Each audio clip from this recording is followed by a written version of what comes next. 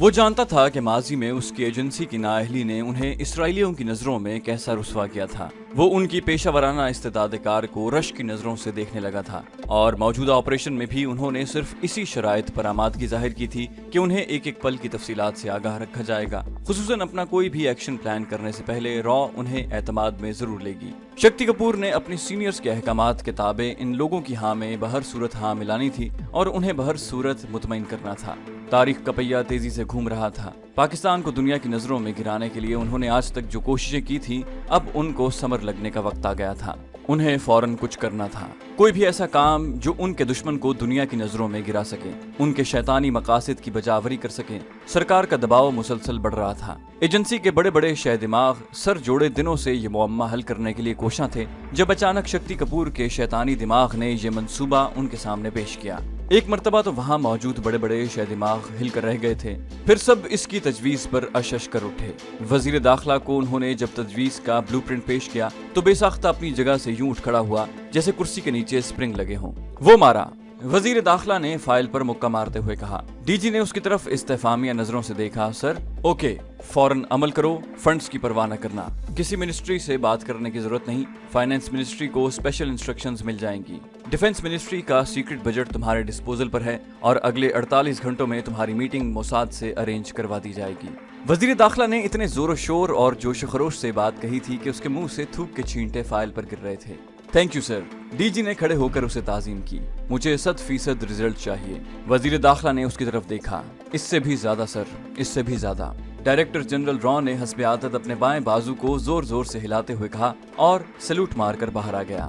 اب دیکھوں گا میں انہیں۔ ڈی جی کے باہر نکلتے ہی وزیر داخلہ نے اپنی مونچھوں پر الٹا ہاتھ پھیرتے ہوئے کہا۔ اس کے چہرے پر پھیلا مکروہ پن پہلے سے دو چند ہو گیا تھا۔ مسٹر شکتی، تم اس آپریشن کی کمانڈ کرو گے۔ ڈی جی نے اگلی شام موساد کے نمائندوں کے ساتھ وزارت خارجہ میں ہونے والی خفیہ گفتگو سے واپس لوٹنے کے بعد شکتی سے کہا۔ میری خوش قسمتی سر، شکتی نے سینہ پھلاتے ہوئے کہا۔ شکتی کپور، فنڈز کی پرواہ نہ کرنا، میں نے تمہارے سینئرز کو نظر انداز کر کے اس آپریشن کی کمانڈ تمہیں اس لیے دی ہے کہ یہ منصوبہ تم نے پیش کیا ہے اور ادھر کام کرنے کا بھی تمہیں زیادہ تجربہ ہے۔ تم ہائی کمیشن میں 3 سال گزار چکے ہو، لیکن ایک بات یاد رکھنا۔ شکتی نے اس کی طرف استفہامیہ نظروں سے دیکھا۔ یس سر، رزلٹ 100% سے کم نہیں ملنا چاہیے، 100%۔ میری بات کا مطلب سمجھتے ہو نا؟ ڈائریکٹر جنرل نے اس کے چہرے پر نظریں جماتے ہوئے کہا۔ یس سر، ایسا ہی ہوگا، میں آپ کے اعتماد پر ضرور پورا اتروں گا، شکتی نے بڑے یقین سے کہا۔ Okay, go ahead. D G نے اپنے سامنے دھری فائل پر دستخط کر کے فائل بند کی اور اپنے دائیں ہاتھ رکھے ٹرے میں پھینک دی۔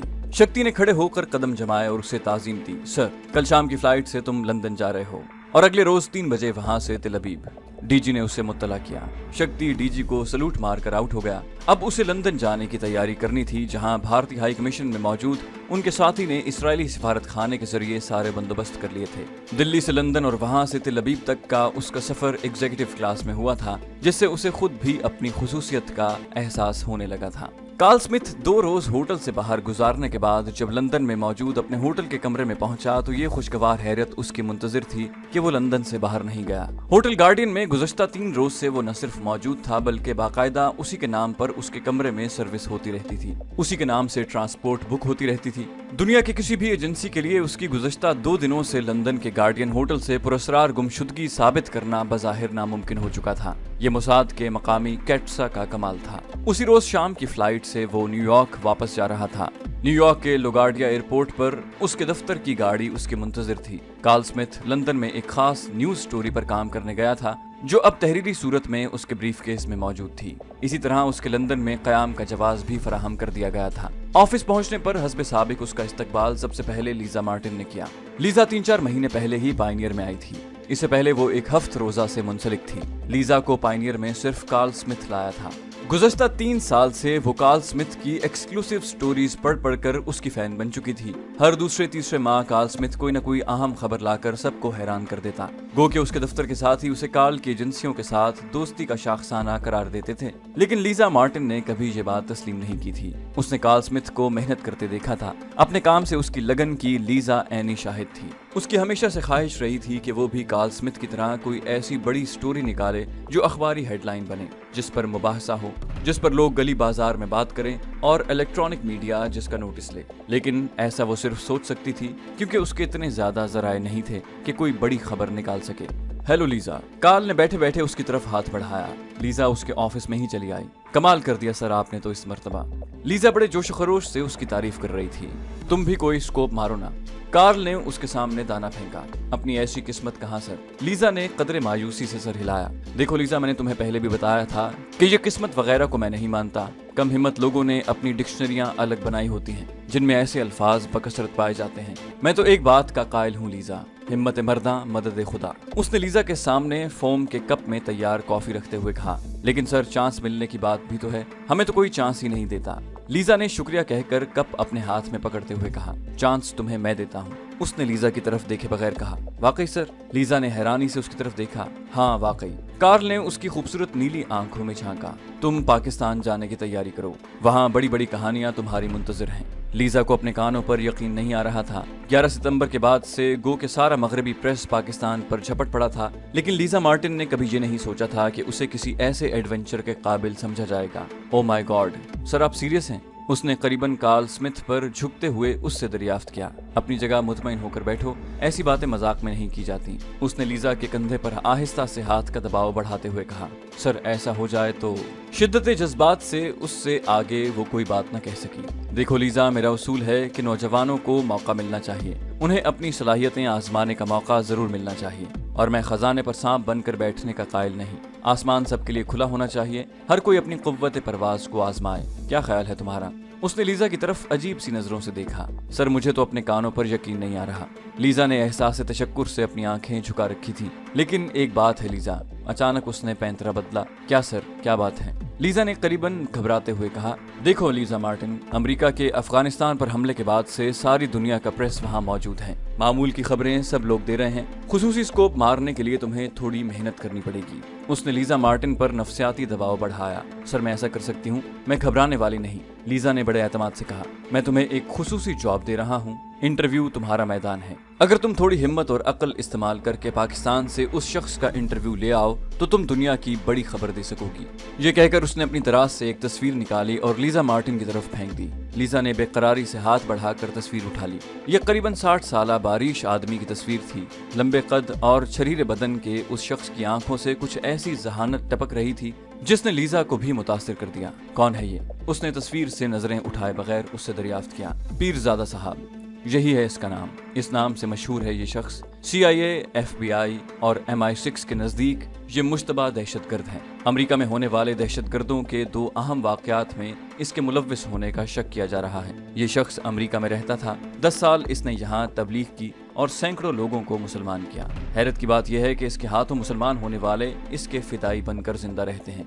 इसके हुक्म पर आंखें बंद करके मौत के कुएं में छलांग लगा सकते हैं। इसकी सरगर्मियां बहुत पुरअसरार हैं। इसे इस बात का इल्म है कि जल्द या बदेर इसे गिरफ्तार कर लिया जाएगा, इसलिए बहुत मोहतात है। दुनिया भर से इसके 9 मुस्लिम मुरीद इसको मिलने जाते हैं और वहां से नया मिशन लेकर यहाँ आ जाते हैं। लंदन, जर्मनी और पेरिस में दहशतगर्दी के वाकयात में इसके मुरीद गिरफ्तार हुए हैं, लेकिन क्या मजाल उन्होंने पीरजादा का नाम मुंह से निकाला हो। एजेंसियों के पास इस बात का सबूत मौजूद है कि गिरफ्तार होने वाले ने आखिरी मुलाकात पीरजादा से की थी। उसी की हिदायत और हुक्म पर ये वारदात की है, लेकिन पकड़े जाने वाले इस बात को तस्लीम नहीं करते। वो इसे अपना रूहानी पेशवा तो मानते हैं, लेकिन ये बात तस्लीम नहीं करते कि तकरीबी कार्रवाइयाँ उसके हुक्म से हो रही हैं। कार्ल स्मिथ पीरजादा से मुताल्लिक तफसीलात लीजा मार्टिन को सुना रहा था और लीजा मार्टिन की दिलचस्पी बढ़ती जा रही थी। करीबन 1 घंटे बाद जब वो कार्ल स्मिथ के कमरे से बाहर निकल रही थी तो उसकी सिर्फ और सिर्फ एक ही ख्वाहिश थी कि वो किसी भी तरह उड़कर पाकिस्तान पहुंचे और पीरजादा के मुंह से कोई ऐसी बात उगलवा ले जिसके जरिए वो सारे मीडिया पर छा सके।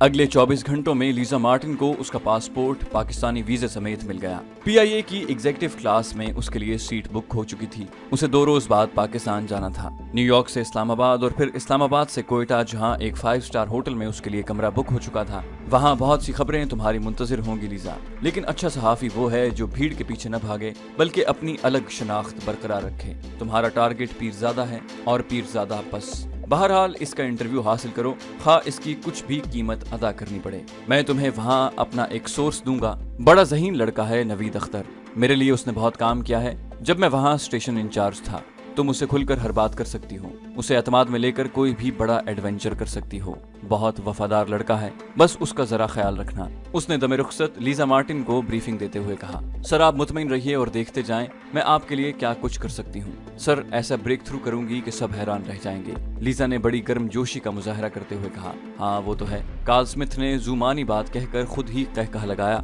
लीजा को उसकी बात तो समझ न आई, लेकिन इखलाकन उसने भी दांत निकाल दिए, क्योंकि कार्ल स्मिथ उसका बॉस था और एक अमेरिकन कंपनी की मुलाजिमा को हमेशा ये बात याद रखनी होती थी। ओके तुम तैयारी करो जाने की, wish you all the best. Karl ने उसकी तरफ हाथ बढ़ाया, जिसे लीजा ने गर्मजोशी से थाम कर 2-3 मरतबा दबाया और एहसास तशक्कुर से बाहर आ गई। जहां हॉल कमरे में उसके साथी उसे मुबारकबाद दे रहे थे।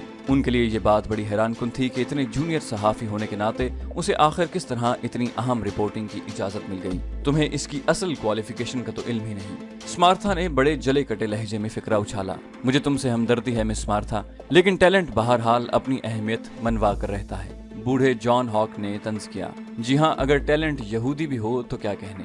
स्मार्ता भी जली भुनी बैठी थी। यहूदी तो मैं भी हूँ डार्लिंग, अपनी अपनी किस्मत की बात है। ढलती उम्र की एडिटर इंचार्ज एशली ने ठंडी आह भरते हुए कहा, लेकिन आप में लीजा जैसी गर्मजोशी बाकी नहीं रही मैडम। बूढ़े जॉन हॉक की बात पर सबने कहकहा लगाया।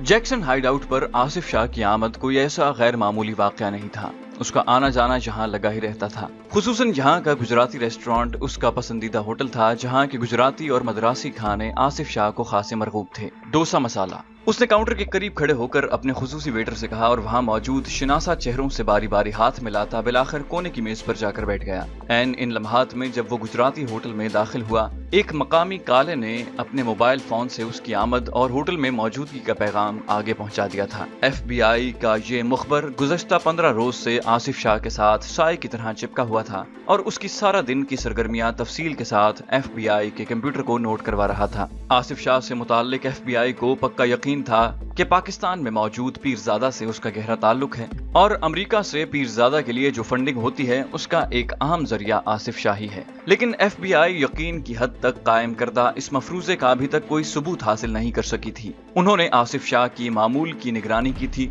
और कभी खातिर खा नताइज बरामद न कर सके। 11 सितंबर के बाद से सूरत हाल में अचानक जो शिद्दत पैदा हो गई थी, उसने FBI को माजी के तमाम भूले सबक याद दिला दिए थे। आसिफ शाह की 6-7 माह पहले बंद हो जाने वाली फाइल दोबारा खुल गई और अमेरिका में मौजूद दीगर हजारों मुश्तबा पाकिस्तानियों की तरह FBI ने उसके गिर्द भी मुखबरों का जाल फैला दिया। FBI के मकामी बॉस ने इस सिलसिले में जो पॉलिसी इख्तियार कर रखी थी, उसमें नाकामी के चांसेस बहुत कम थे। उसका कहना था कि मुश्तबा शख्स पर मुसलसल नजर रखो, उसे अपनी नजरों से ओझल न होने दो। मुल्जिम कितना भी चालाक हो, कभी न कभी वो कोई ऐसी गलती जरूर करता है जिससे उसकी असलियत बेनकाब हो जाए। और आज आसिफ शाह ने भी इत्तेफाक से वही गलती दोहराई थी। इस बात का तो उसे इल्म था कि उसके घर और ऑफिस के फोन बग हो रहे हैं, लेकिन ये गुमान उसे नहीं था कि न्यूयॉर्क के तमाम ऐसे फोन बूथ जहां पाकिस्तानियों की आमद मुतवक्के हो, उन पर FBI की नजर है। उसने खाने से फारिग होकर पे कार्ड के जरिए गुजराती होटल में नस्ब फोन बूथ से इंटरनेशनल कॉल मिलाई। पाकिस्तान में ये कॉल किसी मलिक साहब ने मौसूल की और आसिफ शाह ने भी अपने असली नाम की बजाय चौधरी के नाम से बात की। दोनों ने एक दूसरे की खैरियत दरियाफ्त की, कारोबार से मुताल्लिक मालूमात का तबादला किया और चौधरी ने मलिक साहब से वादा किया था कि अगले 2 रोज में वो रकम उन तक पहुंचा देगा। फोन बंद करने पर वो दोबारा होटल के काउंटर पर आया, अपने क्रेडिट कार्ड से उसने बिल अदा किया और अपनी राह ली। अगले 2 रोज बाद उसने मामूल के मुताबिक मकामी मार्केट में हुंडी का कारोबार करने वाले मकामी एजेंट के जरिए रकम मलिक साहब तक पहुंचा दी। दूसरे रोज आसिफ शाह अपने घर से मामूल के मुताबिक ऑफिस जाने के लिए रवाना हुआ और उस पार्किंग लॉट तक पहुंचा जहां वो गाड़ी खड़ी करता था। अभी उसने गाड़ी के दरवाजे की तरफ बमुश्किल हाथ ही बढ़ाया था जब अचानक उसके नजदीक एक कार के पहिए जोरदार आवाज से चरचराए और 2 लंबे तड़ंगे नौजवान अगले दरवाजों से बाहर निकलकर उसकी तरफ बढ़े। FBI। दोनों ने अपने खुसूसी कार्ड उसकी आंखों के सामने लहराते हुए अपना तारुफ करवाया। Yes sir. आसिफ शाह ने खुद को नॉर्मल कर रखा था। मिस्टर शाह, आपको हमारे साथ जाना है। FBI मार्शल ने उसे हुक्म सुनाया। लेकिन क्यों? आसिफ शाह ने बज़ाहिर हैरानगी से पूछा। अभी हम नहीं बता सकते। उसी मार्शल ने बड़े सर्द लहजे में पिस्तौल उसके मुंह के सामने लहराते हुए कहा। आम हालात में शायद आसिफ शाह इस सूरत हाल को बर्दाश्त न करता और उसे खरी खरी सुना भी देता, लेकिन 11 सितंबर के बाद से जहां पाकिस्तानियों की पुलिस और FBI के हाथों जो दुर्गत बन रही थी, उसका तकाजा यही था कि वो चुपचाप उनके साथ चला जाए। उसने अब तक ऐसे दर्जनों पाकिस्तानी अमेरिकन की कहानियां सुन ली थी जिन्होंने अपना कानूनी इस्तेहकाक जताना चाहा। जवाब में पुलिस और FBI ने जख्म की अच्छी खासी ठुकाई करने के बाद उन्हें उठाकर अपनी गाड़ी में फेंका और चल दिए। आसिफ शाह को पाकिस्तान से आए 12 साल हो रहे थे। वो पाकिस्तान से अमेरिका पाकिस्तानी पुलिस के जुल्म तशद्दुद और इंतकामी कार्रवाइयों के शिकार होने के बाद गैर कानूनी तरीके से भाग कर आया था और अमेरिका में 5-6 साल तक उसका मौजूए सुखन उमूमन पाकिस्तानी पुलिस ही रहा करती थी। लेकिन जहां गुज़श्ता चंद रोज से जो सलूक खुसूसन पाकिस्तानियों के साथ हो रहा था, उसके बाद से उसे अमरीकियों के मुकाबले में पाकिस्तानी पुलिस फरिश्ता दिखाई देती थी। एहतजाज का एक लफ्ज अपने मुंह से निकाले बगैर वो चुपचाप FBI वालों की कार की पिछली सीट पर बैठ गया और अगले 15 मिनट बाद वो FBI के मकामी ऑफिस में मुल्जिमों की तरह एक कुर्सी पर सर झुकाए बैठा था। उसके सामने वो दोनों पुलिस मार्शल मौजूद थे जो उसे यहाँ तक लाए थे। दोनों के दरमियान एक लकड़ी की भारी मेज भी धरी थी, लेकिन न जाने क्यों आसिफ शाह को यूं महसूस हो रहा था जैसे अभी ये लकड़ी की मेज दोनों के दरमियान से हटेगी और FBI के ये मार्शल उसे अपनी ठोकरों पर रख लेंगे। उनकी आंखों से झांकती नफरत और जहर उगलती जबानों का कहर कोड़ों की तरह आसिफ शाह के दिमाग पर बरस रहा था। इसे जानते हो मिस्टर शाह? मार्शल ने पीरजादा की एक तस्वीर उसकी आंख के सामने लहराते हुए कहा। हाँ, आसिफ शाह के लिए झूठ बोलना मुमकिन नहीं था। कैसे? अगला सवाल खासे तल्ख लहजे में किया गया, एक दीनी रहनुमा की हैसियत से। इसकी तस्वीर अखबारात में छपती रहती है और पाकिस्तान में इसकी शोहरत एक पीर की सी है। आसिफ शाह ने बज़ाहिर चालाकी दिखाई, इससे ज्यादा नहीं। दूसरे मार्शल ने तंजिया लहजे में कहा। नहीं, आसिफ ने कदरे संभल कर कहा। पीरजादा से तुम्हारी कोई डीलिंग तो नहीं रही ना? नहीं, कभी नहीं, आसिफ ने इसरार किया। मिस्टर शाह, मैंने तुम्हें शुरू में ही कह दिया था कि झूठ न बोलना, इस तरह तुम बच सकोगे। लेकिन यूं लगता है घी सीधी उंगलियों से नहीं निकलेगा। मार्शल को गुस्सा आने लगा। देखो मिस्टर, मुझे झूठ बोलने की कोई जरूरत नहीं। आसिफ को तो यकीन था कि उसने कोई ऐसी गलती या बेएहतियाती नहीं की जिसकी वजह से उसका पीरजादा से कोई ताल्लुक जाहिर हो। तुम झूठ बोल रहे हो मिस्टर शाह। न सिर्फ तुम्हारा इससे ताल्लुक है, बल्कि तुम उसे हुंडी के जरिए ड्रग मनी भेजते हो और जाली नाम और शनाख्त के साथ ये सब गैर कानूनी काम कर रहे हो। मार्शल ने उसे फाड़ खाने वाले लहजे में अपनी कुर्सी से खड़े होकर कहा। दोनों के दरमियान मेज मौजूद थी, लेकिन गुस्से से उसके मुंह से जो शोले निकल रहे थे, उनकी तपिश आसिफ शाह को अपने चेहरे पर महसूस हो रही थी। क्या ड्रग मनी? मैं समझा नहीं। आसिफ शाह वाकई गड़बड़ा गया। अभी समझ जाओगे, दूसरे मार्शल ने कहा और एक टेप का स्विच ऑन कर दिया। उसमें मौजूद कैसेट पर उसी गुफ्तगू की रिकॉर्डिंग मौजूद थी जो उसने गुजराती होटल से की थी।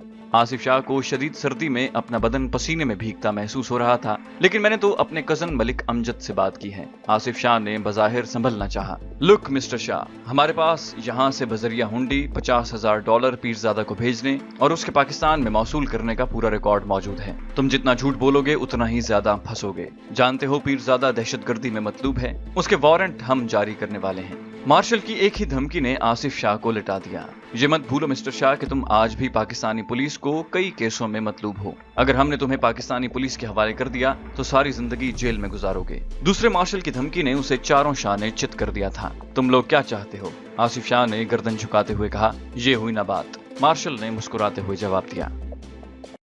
तो दोस्तों, ये थी हमारी आज की एपिसोड। उम्मीद करते हैं आपको हमारी वीडियो पसंद आई होगी। जाने से पहले आपसे सिर्फ इतनी गुजारिश करेंगे कि अगर आप हमारी वीडियो पसंद करते हैं तो इस चैनल को सब्सक्राइब कर दीजिए और साथ में बेल आइकन दबाकर ऑल नोटिफिकेशंस ऑन कर दें ताकि आपको सारी वीडियोस फौरन मिलती रहें। और अगर आप ये भी ना करना चाहें तो एटलीस्ट वीडियो को लाइक जरूर कर दीजिए। और अगर आप मुझे as a content creator support करना चाहते हैं तो लिंक्स आपको स्क्रीन पर भी और डिस्क्रिप्शन में मिल जाएंगे। अगली वीडियो तक के लिए इजाजत दीजिए। अपना और अपने वतन का ख्याल रखिए। अल्लाह हाफिज।